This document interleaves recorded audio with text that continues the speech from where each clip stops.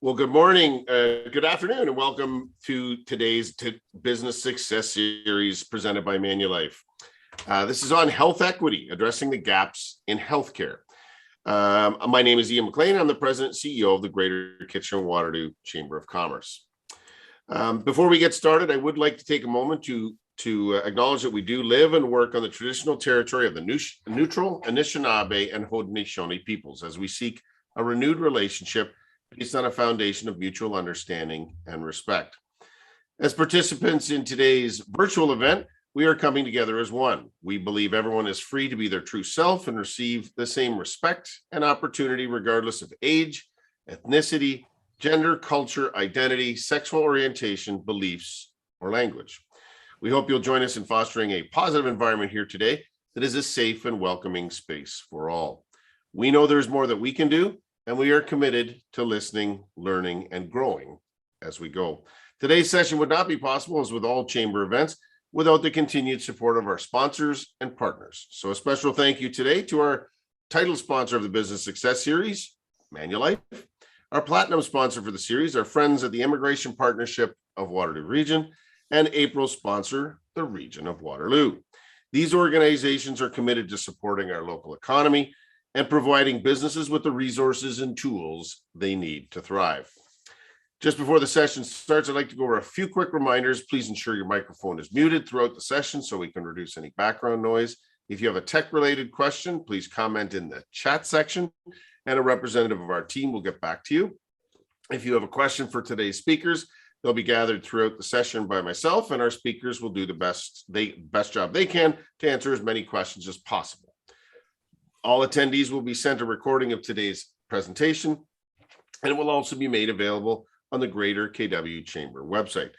I would now like to invite Helen Jowett, Region of Waterloo City Councillor for Cambridge, and a past chair and member of both the Cambridge Chamber and the Greater KW Chamber, to introduce today's guest. Helen. Well, hey, Ian, thanks for that amazing introduction. It's good to see you guys out this morning.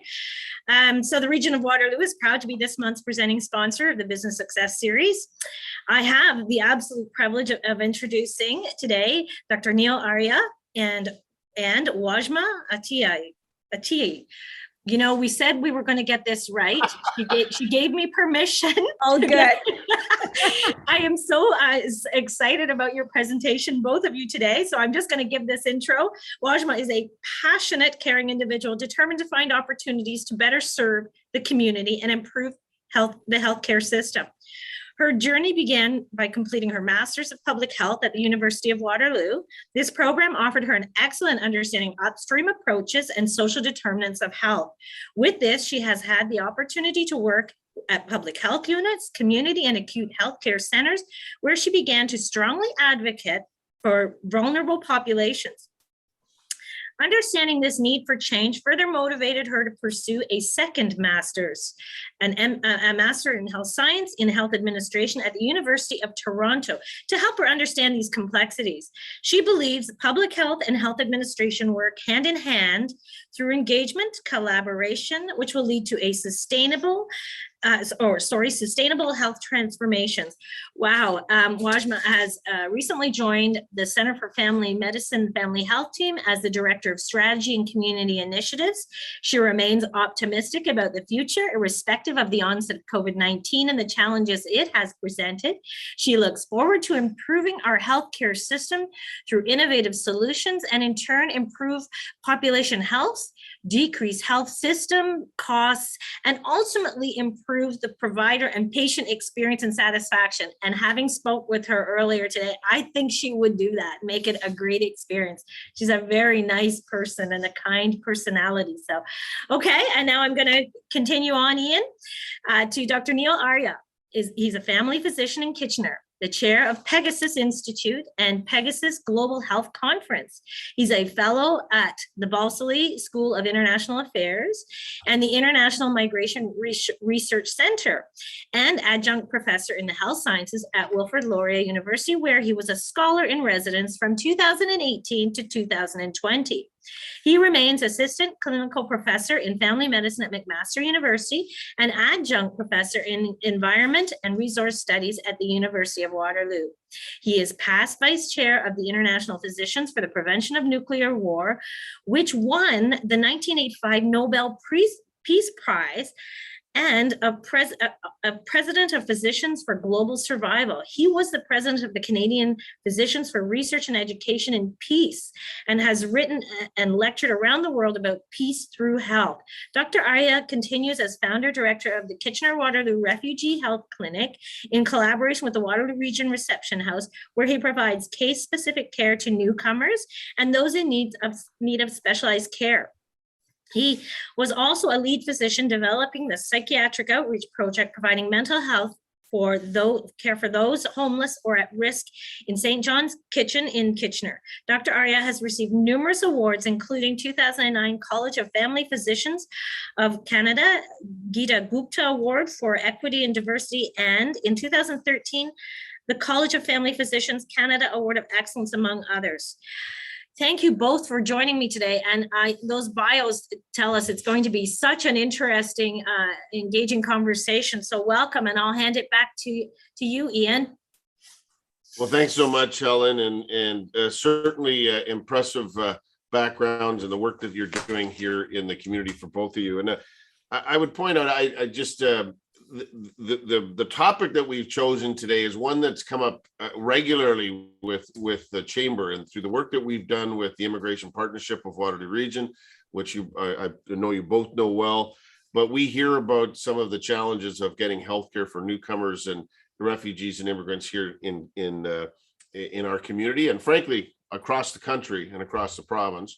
But we want to help start to deal with that issue. What we do know is that all that new employment that's going to come in Ontario and across the country is going to come from newcomers. So we better take care of them, make sure that they, and Helen will know as a city councilor or as a regional councilor, having appropriate affordable housing, it starts right at the beginning. We have to deal with all of these issues, and certainly healthcare is one of them. And our Diversity, Equity, Inclusion Committee that the chamber has, been working with, this has been one of those issues that has come to the fore of how we make sure that there's equity in across the board, and certainly in healthcare. So as we get started, I want to kind of you've heard the bios, but maybe a bit more about yourself and how health equity became important to you in your personal journey. So some example behind the bio, if you will. So maybe I'll start with you, Wajma. Why don't you go first, and then we'll go to Neil. Sure. Thank you so much, Ian, and thank you to the Chamber of Commerce for this opportunity. So my name is Wajma. I go by the pronouns she and her. I'm a proud Afghan Canadian. So I'm the first generation here. My dad, he came to Canada from Afghanistan as a refugee. So he actually was received by Reception House here in Kitchener. He had a couple of friends in Calgary, so he decided, you know what, after the year, he went to Calgary. And while there, he had the opportunity to work with some churches to then sponsor my mom, my 3 brothers, and my 4 sisters. And it was just at the cusp of when the Soviet war was breaking out in Afghanistan. So they just missed it.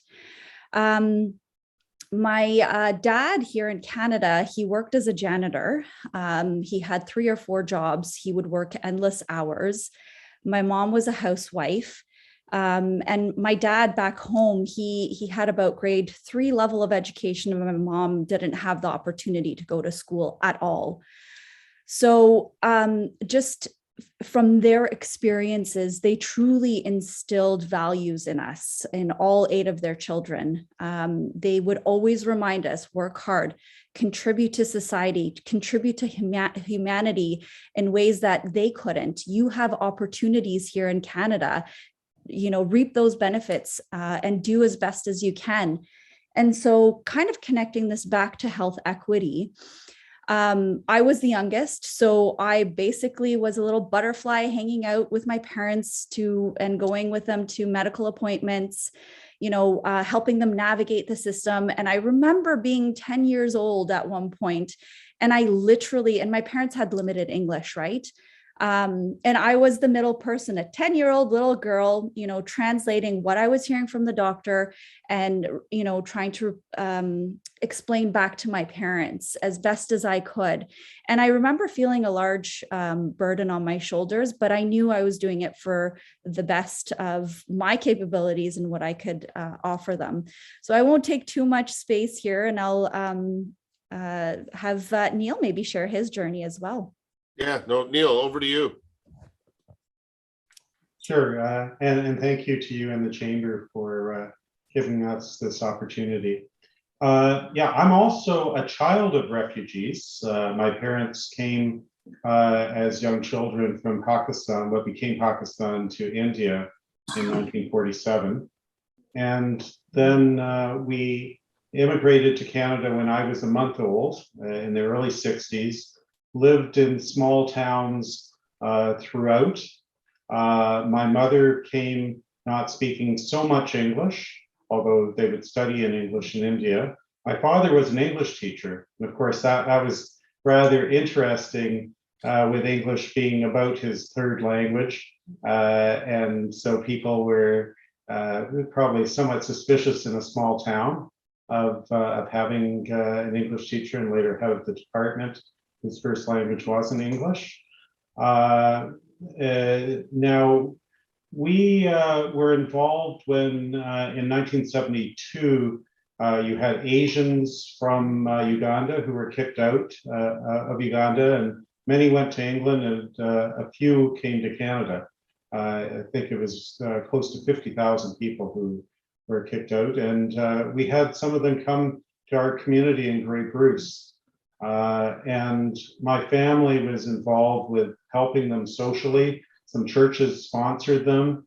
And these people very quickly became very productive members of society. And some of them actually moved down to Kitchener, where they found a larger community and very quickly became among the most productive. And then we see the second generation. So throughout my personal experience, I've seen what happens when people are supported. And that involves different communities. In practice, during my residency, I was based in Montreal at what they call a CLSC, Community Health Center, the CLSC Côte des Neiges, which is very multicultural.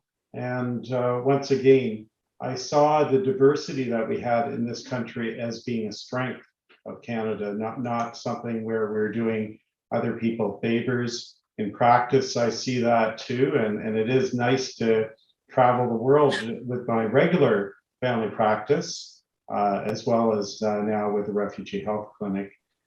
So I think it's, I've seen the importance of support in the community for people who are more vulnerable and the benefits that we reap. Yeah. One of the things that hearing about the lived experience and that you're first generation and would have dealt with some of these things before, the observation I've had the fortune of living here for over 50 years in Waterloo Region. It's a lot different looking place than in terms of the makeup of our community than it was even 10 years ago, but certainly 30 or 40 years ago. There's a lot more diversity in our community, and we see that in every segment of our community, but there's still a long way to go to making sure that certainly newcomers and those that are new to our community have the same advantages as those that are already here. So, and that kind of brings us to the topic for today. And this one is not, and I would say Diversity, Equity, Inclusion Committee talked about this, immigration partnership. This is practical world, real world issues. And to some degree, this is a business issue. We need to get the people with the talent doing the jobs that are available here. That's good for the economy, but it's also the right thing to do, and it's good for individuals and for the community as a whole. So what we should start with, and I think it's important, each of your perspectives, what is health equity? What does it mean? that we get into, so that we have a baseline understanding of what are the things that drive health in the broader sense. And certainly you're going to talk, I think you both do, the social determinants of health, and that is as much a factor as anything else, and certainly is impacting newcomers to our community. So maybe let's start with you, Neil, about the importance of the full picture of what health equity means in our community. I think you're on mute there. Sorry, there you go. Sorry about that. It wouldn't Yeah, it wouldn't be an online thing if someone wasn't on mute for part of it. So you got it done early for us. Yeah. So I think I'm going to give more of my practical, or at least the clinical perspective on health equity, rather than really something that's more academic. And I'll leave Wajma, who's done her master's in these things, to perhaps share that. I just want to start off with sharing something here for people.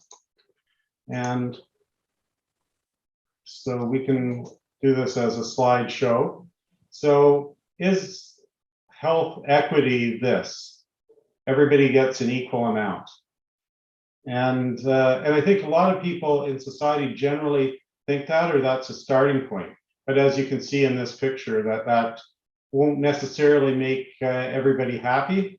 It looks like the rabbit in the corner looks pretty happy, but it doesn't meet the needs of people.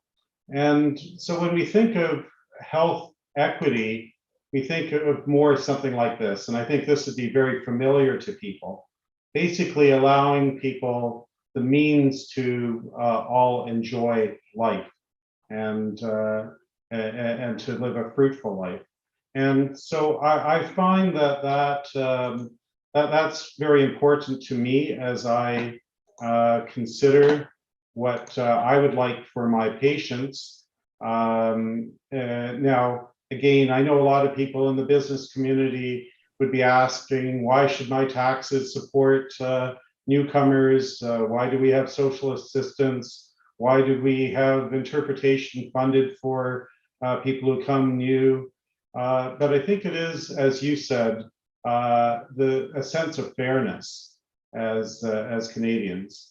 And so we think about how we want to be generous to those around us. And that also occurred to me when I was working in St. John's Kitchen with the Psych Outreach Project, again, trying to help people who might be a little bit more vulnerable or underserved, and to help them and future generations. And by doing that, we also had a very practical reason in terms of saving societal costs.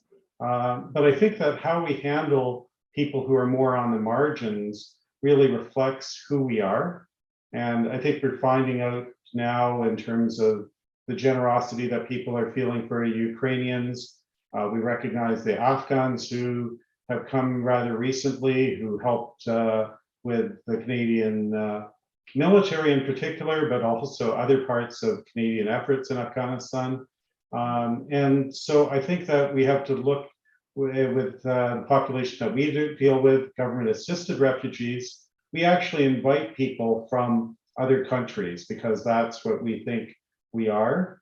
Now, a lot of people tell me, oh, well, those people could stay in their country or neighboring countries, but obviously they couldn't. We treat people as we would want to be treated. And I think that that's really the basis for me of what equity is. But Wajma?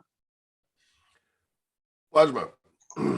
Yeah, perfect. So this is, I see social determinants of health kind of feeding into what health equity is. And if we think about the true definition of social determinants of health, it really is those non-medical factors that influence health outcome. And it's typically those conditions that, that we're born in, that we live in, that we work in and age in. And all of these forces come together and impact the daily life that we're in. And so I just want to kind of give an example. So if you can imagine a gradient, so it's out of 100%. So the first 40% you would consider as what we call socioeconomic factors. And this is kind of where the business community might be more interested in, because this truly impacts the overall health outcome of an individual. So these are things like the education level, their job status, right? Their social and family supports that they have, the level of income that they're able to bring into a family unit, as well as the community or the community safety that the individual is in. So if we add another 10% to that, so that brings us to our 50%, we're looking at that 10% is what we consider the physical environment. So the neighborhood that you live in and that you work in. And then other non-medical factors, so an additional 30%, which really brings us to 80%.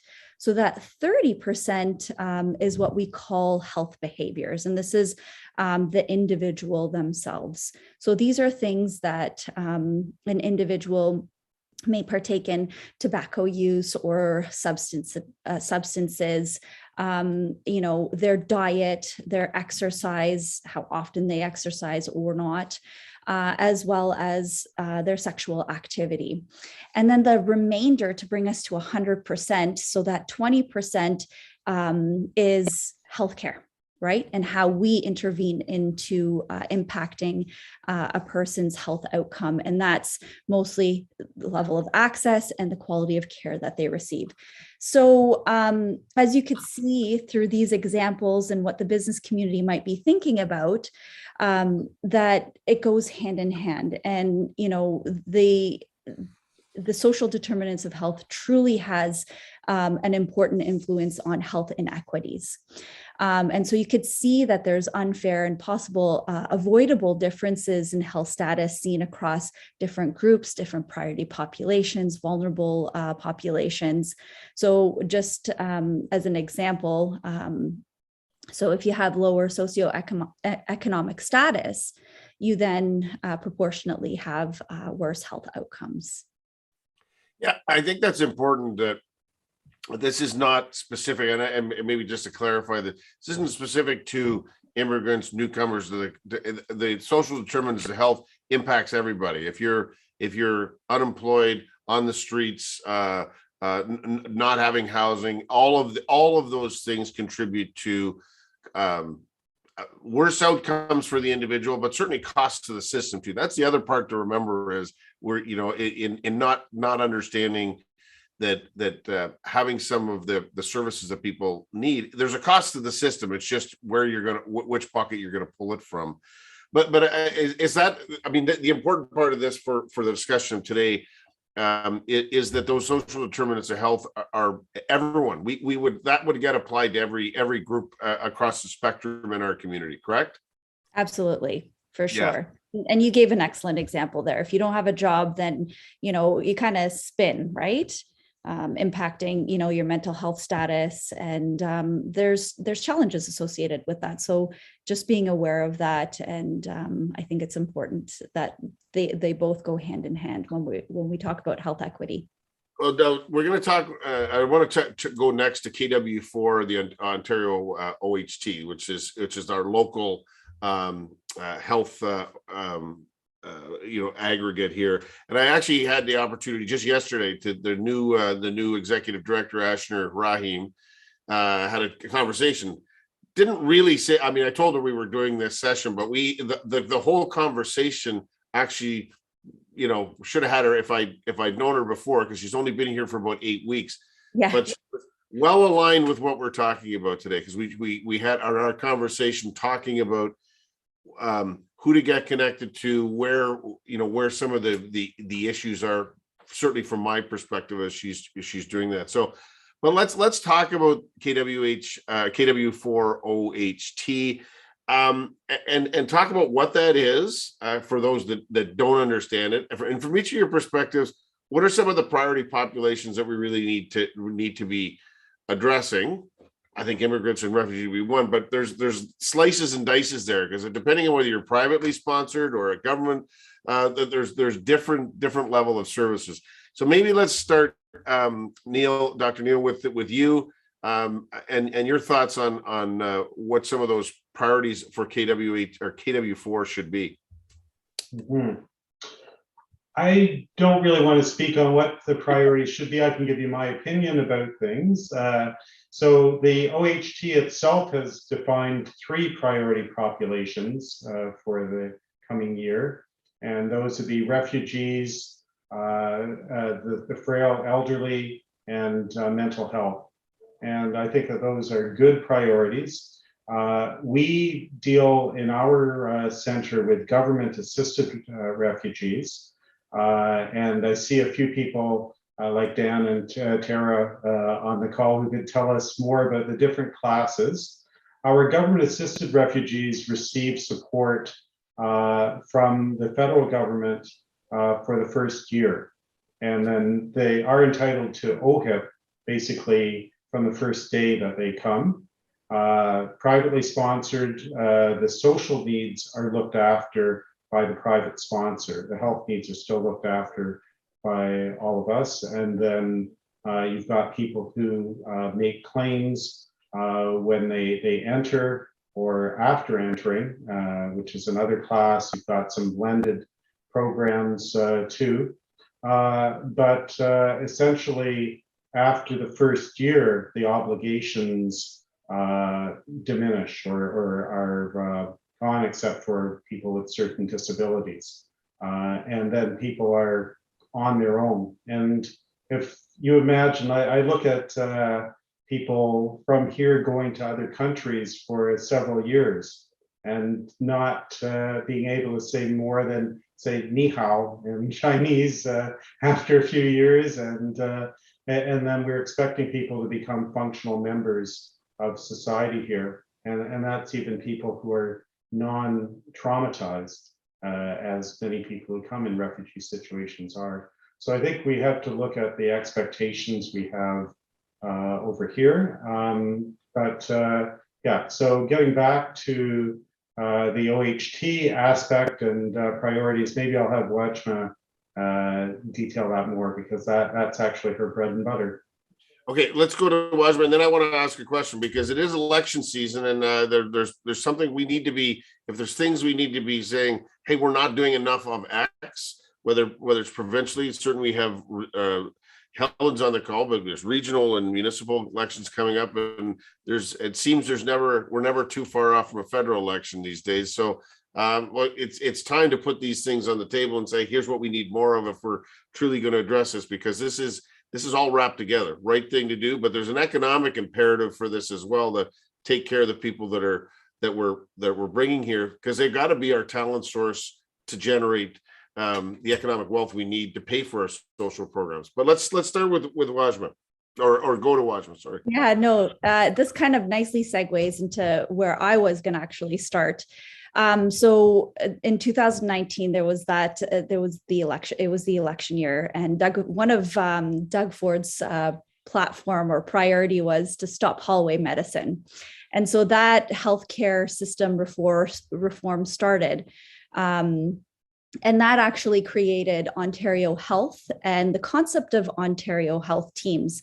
And so technically what an Ontario Health team is, it truly is a new way of delivering and organizing care in order to allow for more connected patient care in their local communities.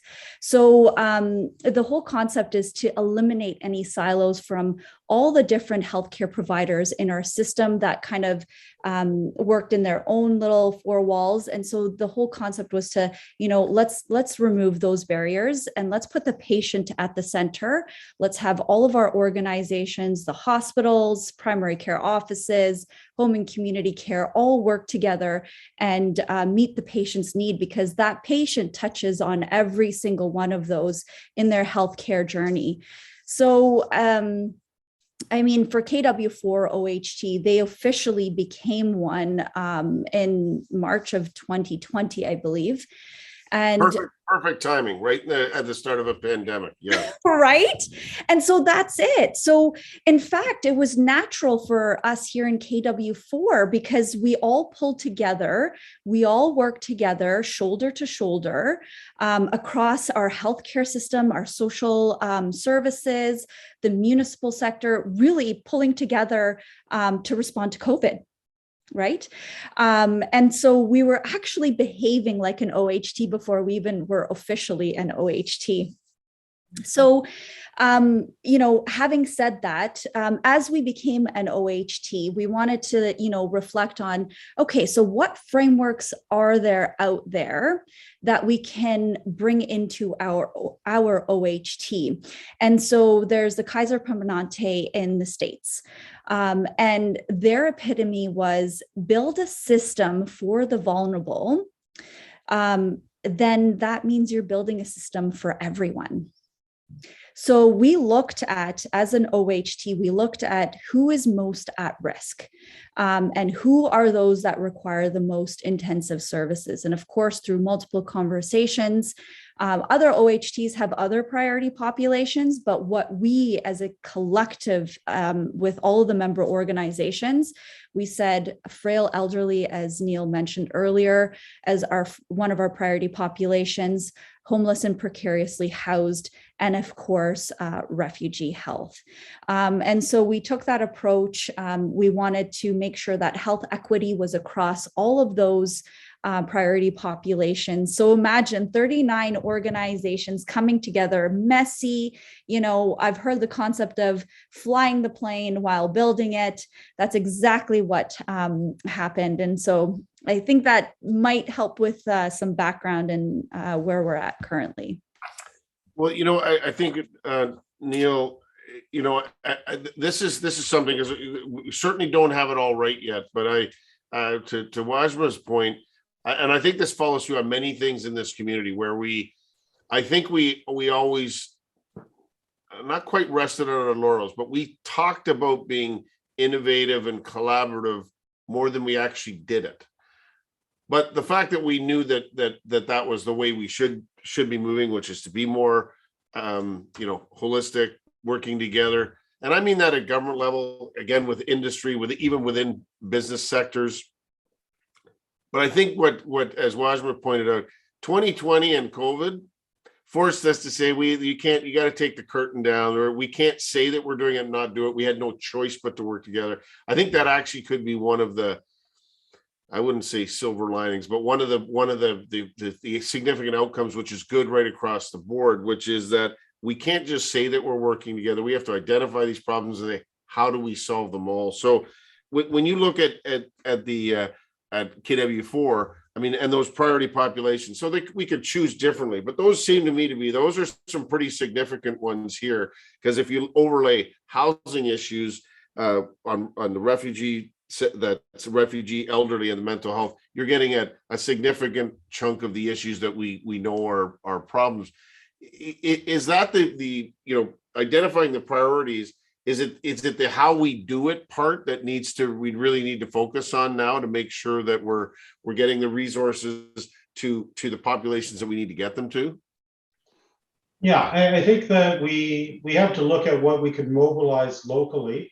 And I see Tara's got something here about a particular issue that's affecting us directly right now. Part of it also does relate to resourcing from other levels of government. And so interpretation has been a major issue. Now, we've funded a little bit of interpretation locally in the last couple of years. It hasn't been perfect, but it's been better than many parts of the province. We put in about 300,000 last year in KW. And then, unfortunately, the source of funding dried up, and the region's trying to come up with 150,000. And for a center such as ours, we actually can't function with that. 90% of our patients or clients don't speak English.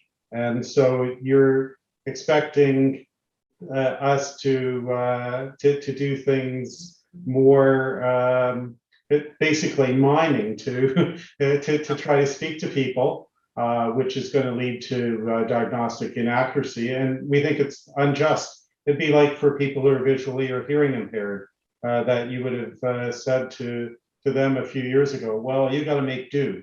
And that's not really who we are. So I think we have to come up with a solution to that interpretation issue. We also have another issue with regard to attachment to permanent family doctors. And once again, I hear people saying, well, there are a lot of people in the region who don't have family doctors. But the homeless population, again, I work with in St. John's Kitchen, and as Wajma said, is a priority population. I said mental health, and that was because I worked on mental health with people who were homeless for a number of years, or experiencing homelessness, I should say. But anyway, with our refugees, we were supposed to be dealing with about 250 to 300 per year. And we've been funded now with some additional staff to manage the needs for 6 months. So at any given time, we might have normally dealt with like 150, 200 people. Right now, we're holding on to 475. We haven't been able to discharge any patients during the pandemic to a permanent primary care provider. And these are people who do have major needs. So there may be generosity out there, but the pandemic has certainly stretched that. Many of us in primary care find difficulty just managing our day. But we have to move these people on, otherwise we can't really do anything for the 750 people that reception house is supposed to be looking after now. So 460 or so government assisted, plus the Afghans, and that's not including the Ukrainians. So then you're going to be inviting these other people to this country, including Ukrainians, and have nothing really for them. So it's going to end up clogging our emergency rooms, leading to lesser care for everybody. So that is a major challenge that I'm seeing right now, Ian. Well, I think the COVID has identified so many of the cracks in not only the healthcare system, but in many of our institutions and government services. Certainly primary care is familiar to us. We've been running the family physician recruitment program for, informally for over 20 years. It's been, we've had a challenge here in Kitchener-Waterloo and Woolwich Township around that, just generally, let alone adding the layers of newcomers, the population growth, retirement in the retirement age of many doctors. So that's a huge problem. And as Tara, you rightfully point out in the Tara is highlighting both primary care, and Tara, of course, is the executive director of the Immigration Partnership of Waterloo Region. But interpretation services, we've been talking about this as long as I've been at the chamber. For 12 years, we've been talking about this. So this is not, many of these things are not, they're not partisan. They're just not being funded at appropriate levels for the experience of folks on the ground, both for the immigrant or refugee themselves or the people that are trying to help serve them. So it's important to highlight these things, as I say, as we are in a time when politicians may have a greater sense of what or more open ears than they otherwise might have.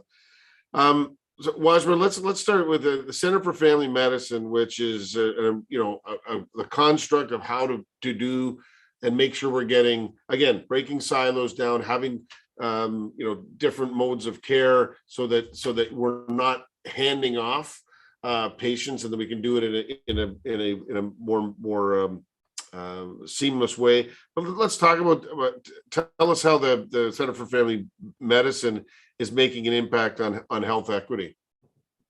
Yeah, sure.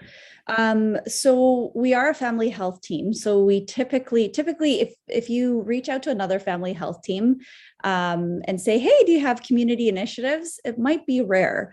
And the fact that we have one at the Center for Family Medicine and run various programs, that's quite unique. And that's unique because our community identified needs. And we were the earlier ones. I mean, I wasn't there when this all happened. I'm just grateful for these opportunities. But, you know, leaders of our organization, they put their hand up and we designed programs in order to make sure that the healthcare and much needed health services were brought to patients that were simply not getting it. So our family health team is about 140 people, and we have about 26 physicians, and we function as an interdisciplinary team. So we have obviously our physicians, we have social workers, dietitians, chiropractic doctor that comes and supports us, as well as outreach workers. So typically, we were mandated to provide general medicine.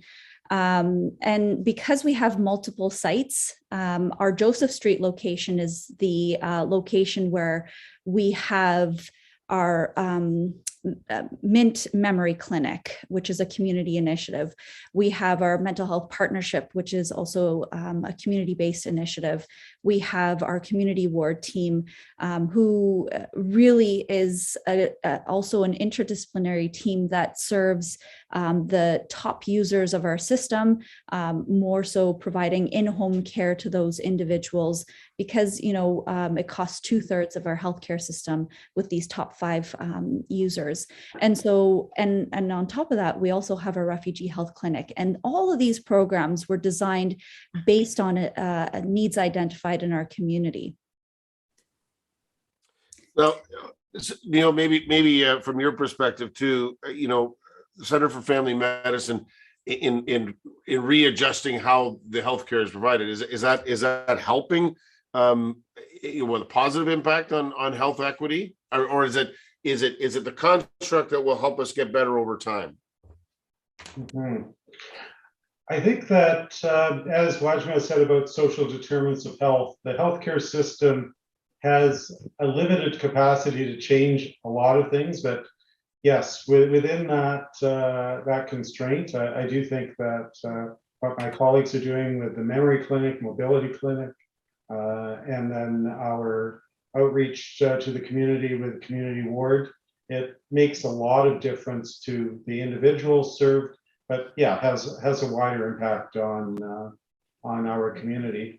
If I might go back just a second, because I was thinking about other things that we're doing as a community, and then I was looking at Carl's comment too about resources being there, but sometimes refugees aren't aware of that. Reception House is very good in terms of that with our government assisted refugees. We have Sam, an outreach worker for our clinic, who has been great connecting people. But so sometimes it is that issue of not knowing that the resources are there, but at other times it's the resources themselves and they aren't designed for people. And I was thinking of Healthcare Connect, for instance, which I think is a very good program. But in terms of the expectations that we have of somebody having to speak English when they communicate with the system, accepting people who are in a certain part of the city, and if you don't have transportation when you first come here, some of our patients may be really disadvantaged within the system. So even if you know what's going on, we don't think about particular needs of some of the more vulnerable, including refugees. So I think we have to think about flexibility within our system and then designing them for the people who actually need that. And we know that in Ontario as a whole, we've got 20% of people who are racialized, and in KW is much more, and many from other cultures, many not speaking English and French. Yeah, I think it's a good point. I've spent some time working in large, either as elected official or WSIB or other places. Many of the programs that were designed, maybe with the best of intentions many years ago, just don't serve the people they're meant to anymore. And that's certainly what I'm hearing from both of you today is they're not meant. And as an aside, the family physician thing is an incredibly one. Ontario Health Connects. It's fine if you don't have a doctor and you can get on a list and you might get one somewhere down the road.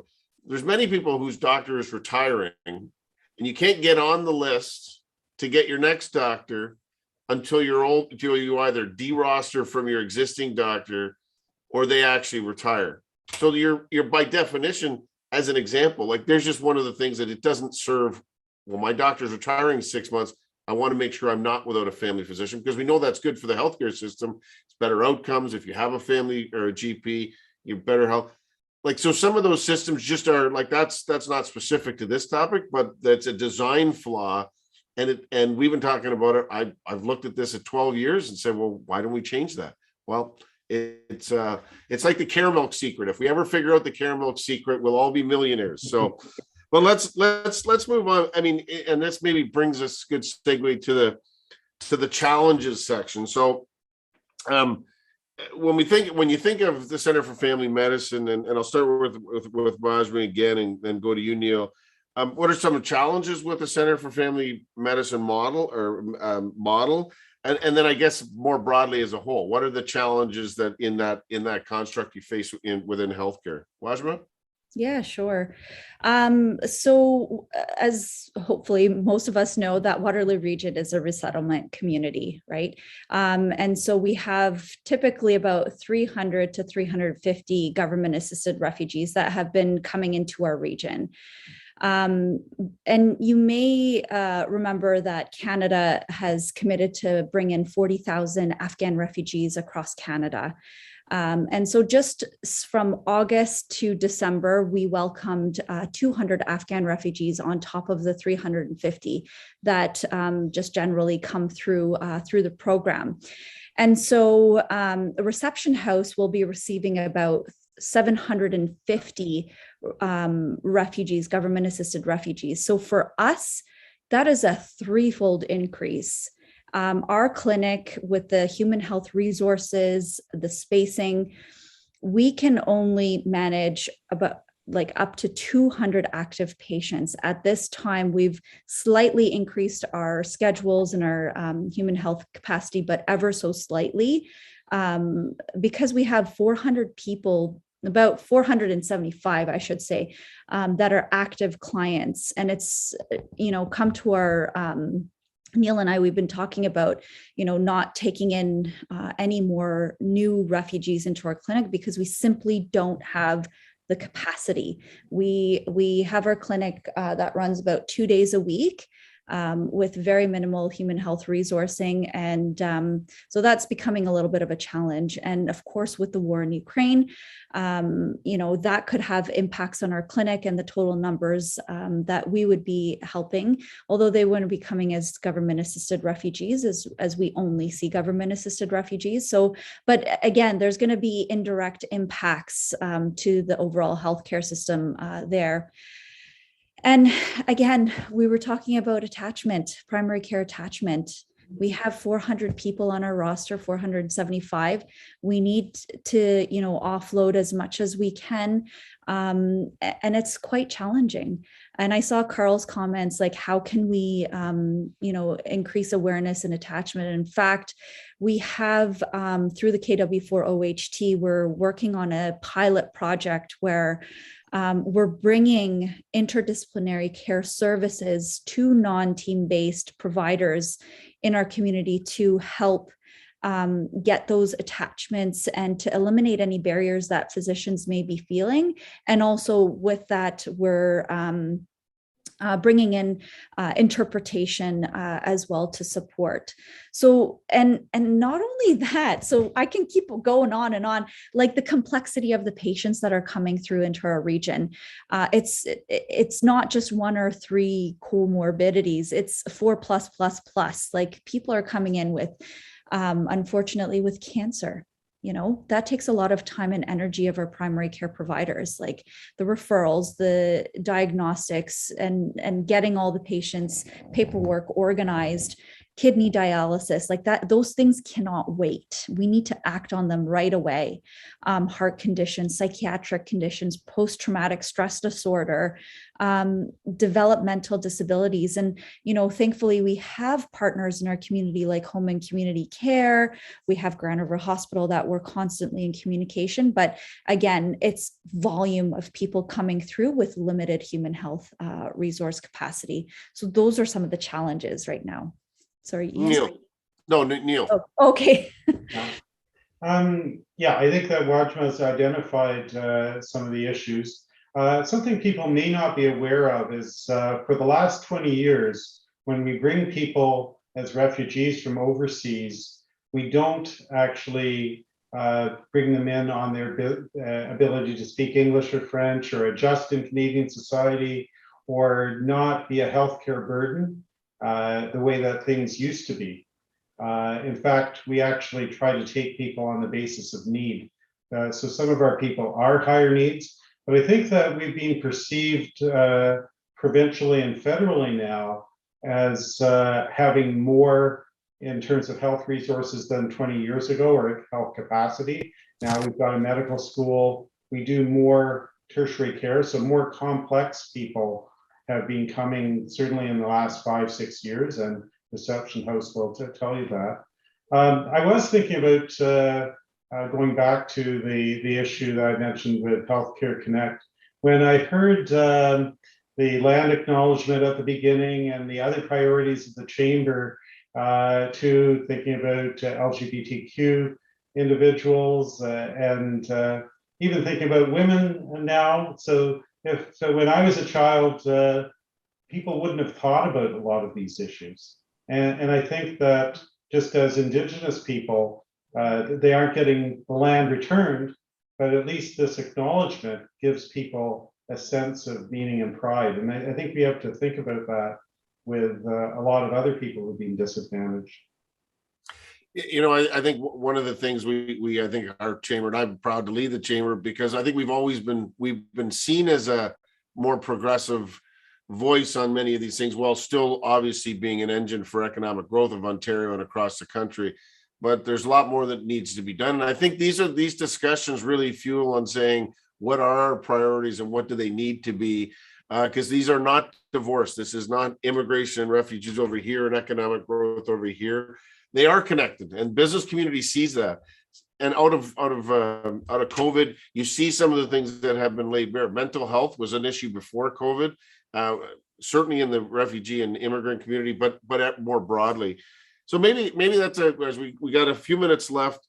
I got two questions. And so quickly, if you look at what the current gaps are, and I know there's a great many of them, but I mean, we're now at the beginning of election cycle municipally and again, or provincially and then municipally. If we were saying, what are the gaps in the current healthcare system that you're experiencing in a day-to-day, what would make the biggest difference? So it could be specific to immigrants, or is there a larger thing of saying we need to solve this problem because it will be better, certainly for immigrants, but the system as a whole? Because now is the time for us to be raising those issues in advance of an election. So I'll start with you, Neil.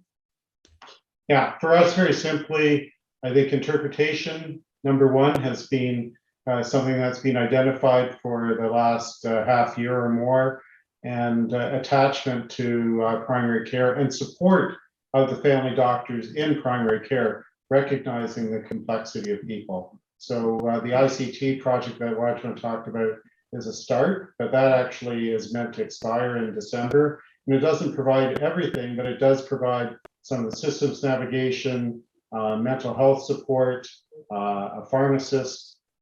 So having a family doctor, having those supports makes our job much easier. And of course, for people who don't have the specific experience with refugees, having a clinic like ours to manage things at the beginning and then handing things off to people when they're better, educating patients also about the Canadian system when they come from different places. So I think that if we can at least start off with attaching people to primary care and providing that support and providing appropriate interpretation. Okay, Wajma. Honestly, I think Neil said it all. It's interpretation, primary care attachment. Like, we cannot say that enough. We were on a call yesterday, and the first thing that somebody said in another region, interpretation. So I will repeat interpretation. Yeah. No, and we're hearing that again, Tara, and the work that we're doing with the Immigration Partnership Council, but also the working group is every community's, those are certainly healthcare. There's many gaps in there, but certainly interpretation skills, and working with the business community, that the folks that are looking for jobs can have the skills, but it's helpful. Like, language skills are beneficial to them getting a job, as well as being part of their own health and having and making your job easier, but getting them better healthcare and better outcomes. So thank you for that. Okay, last question. We're actually going to be on time, which is they'll probably send out a news bulletin that I actually kept on time today at the chamber staff. And I guess I always ask this when it comes to an issue that isn't quote a business issue, but it's one that we're certainly very seized of. What can the business community do to help refugees and the issues we've been discussing today? Like, what are some of the practical things that would help you in the work that you're doing? And I'll start with Neil, and then finish off with Wajma. Yeah, well, I think not all of us can be like, is it Jim Estill from Guelph, with Danby? Yep. That supporting people at the beginning, the 50 Syrian families, which ended up becoming 200, and now the 50 Afghans. But certainly Jim's way of doing things ends up making people assets. So finding jobs and other ways of doing things, but I know that when he does his work, he actually thinks about getting people to set up bank accounts, getting a place to live, registering kids for school, registering adults for ESL, but on the shop floor, again, trying to partner people with people that they can speak with directly, but also with other people from the wider Canadian community, so people can learn English more quickly. And these go a long way to dealing with the other challenges, mental health, financial, and otherwise. So the business community is key. Wajma. Yeah, I mean, consider taking on refugees as employees. You know, I have many conversations with our Afghan refugees that come through, and the first thing that they ask me is, where can I find a job? How can I get going? What are some of the, where should I be looking? What is there a program in the college that I could take to improve my skills further? So they're very capable. They're very aware. They want to contribute. They just need somebody to give them a chance, right? And you can make that difference. You can help them get a job, which would then impact their housing, you know, which would impact their children's, you know, ability to do extracurricular activities, for example, like my parents were able to do, what my dad did on little funds that he earned as a janitor. So think about, it's something small, but it's big, right?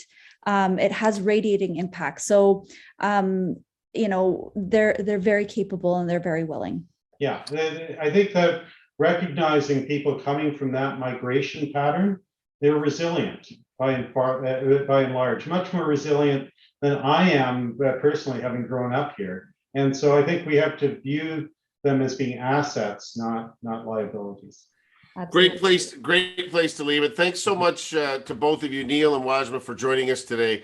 That does bring us to the end of today's session. Thank you again to our friends at our title sponsor of the Business Success Series, Manulife, our platinum sponsor for the series, of course, our friends of the Immigration Partnership of Waterloo Region, and to April's sponsor, the Region of Waterloo. And finally, to all of you for joining us today. As a reminder, we do host a new Business Success Series session every Wednesday at 1 p.m. Join us next week for Time Management, how to effectively navigate work-life balance and planning. Kylie Paul of Coaching with Kylie joins us for an informative session on how to successfully navigate work-life boundaries and walk away with tools to achieve more of your goals effectively. She will share with us how to develop effective or efficient strategies to maximize your time, organization, and execution of both life and your business. And so to join us for that and any other events that are coming up, please visit greaterkwchamber.com. Please do share this series with your friends and colleagues. Join us every Wednesday for another edition of the Business Success Series. Because if it's Wednesday, it's the Business Success Series. Thanks so much, everyone. Appreciate it.